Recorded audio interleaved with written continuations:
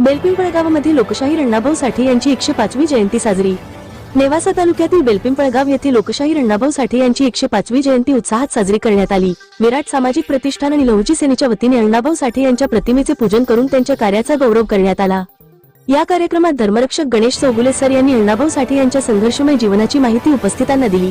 त्यांनी साठे यांचे साहित्य, सामाजिक कार्य आणि श्रमिकांच्या हक्कासाठी त्यांनी दिलेला लढा याचा गौरव करत त्यांच्या विचारांपासून प्रेरणा घेण्याचे आवाहन केले। जयंतीनिमित्त आयोजित कार्यक्रमाला कनगरे, बागुल, शेंडगे, साठे, बोरुडे, जोगदंड, धाना पुणे, भद्री आदी परिवारातील सदस्य मोठ्या संख्येने उपस्थित होते।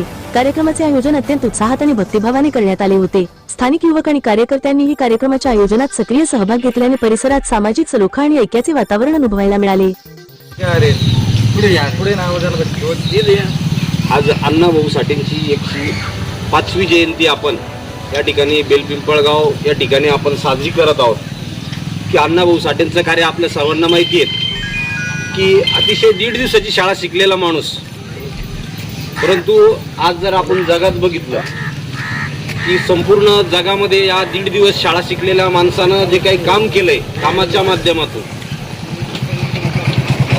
आज त्या अण्णाभाऊ साठेंच्या विषयी जगभर त्यांच्यावरती PhD सारखं संशोधन करणारे जे काही तज्ज्ञ आहेत, डॉक्टरेट सारखी पदवी आज शेकडो विद्यार्थी देशामध्ये जगामध्ये अण्णाभाऊ साठेंवरती करते। अण्णाभाऊ साठेंना नेहमी कर्मनिष्ठ होते की कर्म हेच प्रिय आहे, की कर्म हीच पूजा आहे। केवळ मंदिरात जाऊन किंवा मस्जिदमध्ये चर्चमध्ये जाऊन पूजा होत नसते, ती पूजा ठीक आहे इथपर्यंत, परंतु खरी पूजा जी अण्णाभाऊंनी सांगितली, तुम्ही जर दैनंदिन आपण जी काय आपली उपजीविका भागण्यासाठी आपण जे काही काम करतो, तर ही कर्म हीच मोठी पूजा असल्याचं आपल्याला अण्णाभाऊ साठेंनी नेहमी वारंवार जे काही कष्टकरी आहे, आज तुम्ही बघितलं असेल बांधकाम मजुराची योजना आहे, जी काही सुट्टी मिळते ना आज रविवारची सुट्टी शासकीय कर्मचाऱ्यांना, ती सर्व पुण्य अण्णाभाऊ साठेंची आहे। त्यांनी सांगितलं होतं, काय सांगितलं अण्णाभाऊ साठेंनी, की पृथ्वी जी आहे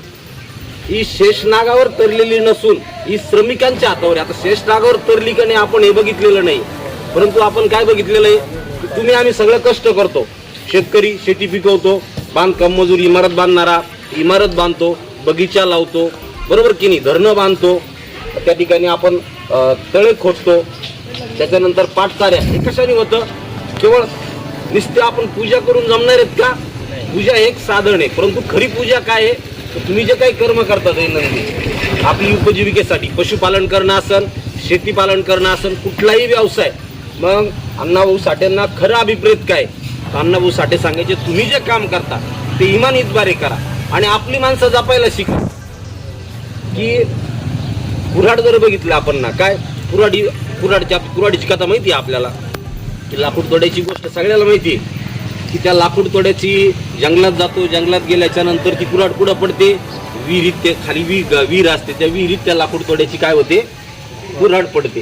कुऱ्हाड पडल्याच्या नंतर देवदूत येतो, देवदूत ती कुऱ्हाड काढून देतो। कशाची कुऱ्हाड काढून देतो? पहिली सोन्याची। तो कष्टकरी काय सांगतो, ही कुऱ्हाड माझी नाही का? ह्या कुऱ्हाडीला पोट भरणार नाही, ही जर पाहिली लांबचे सोडा गावचे सोडा घरचं पाहिले घरचे गायब करतील, कारण ती कुऱ्हाड सोन्याची आहे।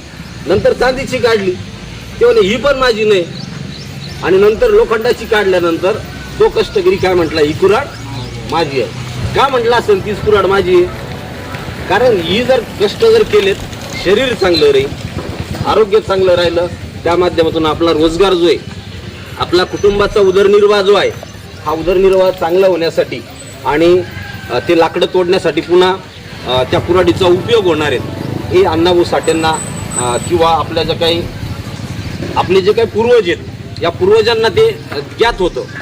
म्हणून कर्म हीच पूजा मानून या ठिकाणी अण्णाभाऊ साठेंना आपण सर्व या बेलपिंपळगावच्या वतीनं अण्णाभाऊ साठेंना सर्वांच्या वतीनं नमन करून 105व्या जयंतीच्या निमित्तानं या जयंतीच्या निमित्तानं आपण त्यांना एकदा विनम्र अभिवादन करू आणि त्यांच्या कार्यातून आपण काहीतरी प्रेरणा घेऊन समाजदायी कार्य या ठिकाणी भविष्य काळात मोठं उभा करण्याचा प्रयत्न करू। धन्यवाद। राज्यातील आणि देशातील बातम्या पाहण्यासाठी आजच आमच्या महाराष्ट्र न्यूज प्रिन्स या YouTube चॅनलला सबस्क्राईब करा आणि मिळवा नवनवीन अपडेट।